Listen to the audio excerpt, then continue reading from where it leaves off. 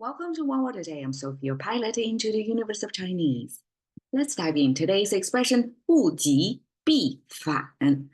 Okay, this is ancient wisdom, and my parents use it a lot on me. Tell me, okay, because China believes in, Chinese culture for the most part believes in golden rules, believes in once you go to the extreme, something is going to happen. We want to stay kind of in the middle road. So golden rule is kind of you don't advise you to stay in modesty. So whatever you do in moderation. Okay. So 物极必反 talks about if you do go to extreme, things are going to reverse. So a classical example of that is if you have good times, it's going to end. If you have bad times, it's going to end as well. So 物极必反 means once things go extreme, you can expect things are going to change. To reverse, to track back, to go the other direction. We can all relate that to, map that to the Tai Chi, the, black and white dot thing, kind of fish looking thing. So that's the core of Chinese ancient philosophy, to give us the sense of things are changing, are constantly changing, and we don't need to feel stuck in one direction or one way. Life is oscillating throughout. So don't be sad when it's bad, because things are going to change. So that, in that sense, it's kind of uplifting, but at the same time, it gives you grounding to stay grounded, rooted, because okay, if you are having a good time going, uplifting in your career or track, you feel things are so good, but be careful, it may reverse. So give a sense of your limit and also this constant change to watch out such change. I think it's a great wisdom to live life upon. So let's unpack each one. Things. When we say things, it could refer to not only things, physical things, touchable, tangible things, but how things are going, meaning the development events, how things are occurring in your life. So that's that kind of things. But it came from the physical things. The left side is an ox. So it's a what's the word? Animate, living thing. So the right is a flag symbol. You can see kind of look like a flag, right? It's the non-living thing. So we have living, non-living, two major categories of things. And that together means all kinds of things included. D, we have the wood symbol, canopy, root, trunk, right? That three strokes simplify the three basic parts of a wood. The right side, three-finger hand symbol, and you can see it here, reoccurring theme.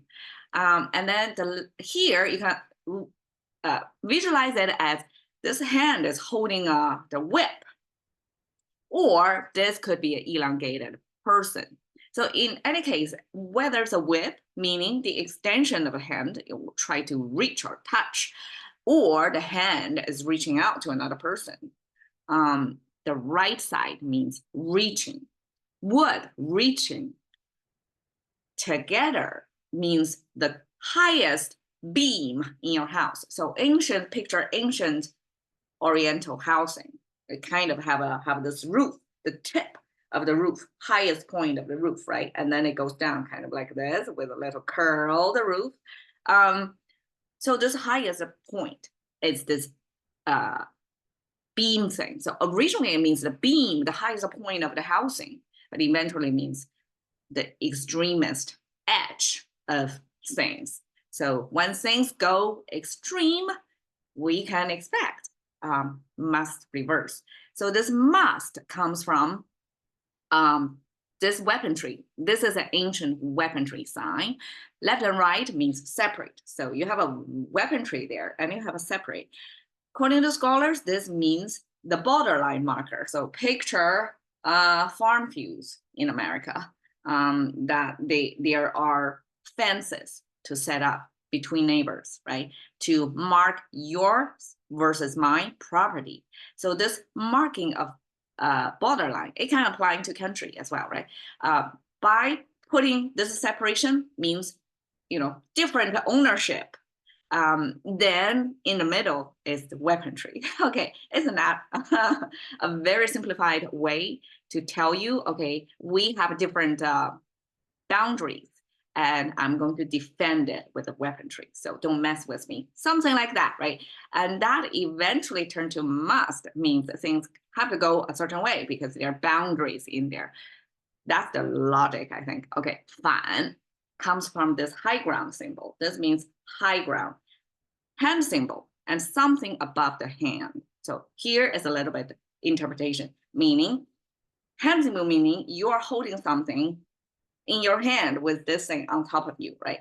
And then when you reach the edge, the high ground of somewhere, one thing is you have to tread back. You cannot go over the edge, you're going to fall. Or this, you can view it as the boundary, a borderline, something, right? And when you reach to the edge, you have to flip your hand so that, have to reverse it. So I guess this hand means this hand flipping, and this borderline means it gives you to the edge, kind of like a beam, the housing, the highest point. Here is the high ground. That means the boundary of where you can, safely tread on. So when you reach to the edge of it, you better flip it. So this hand means flipping, and this means edge. When you reach the edge, that's the condition for it to flip, and that together means reverse. So 物极必反. In a very wordy English way, regression toward the mean. I mean, I would think that applies to this. Meaning once, okay, I gave you the mountain symbol. If you peaked, right? The English, even in English, we have peaked. What does it mean? It means you're upward going. Now you peaked. That means you're downward going. And interesting, we don't have a saying like a valley or bottom out, I guess. That's the way to express. Meaning when you hit your rock bottom, then you have nowhere else lower to go. You have to go upward. Similar way, Chinese just say 物极必反. When you reach to the peak, either the high peak or low peak, you're going to reverse. So that's good news for all of us, right? Thank you for your watching. See you another day.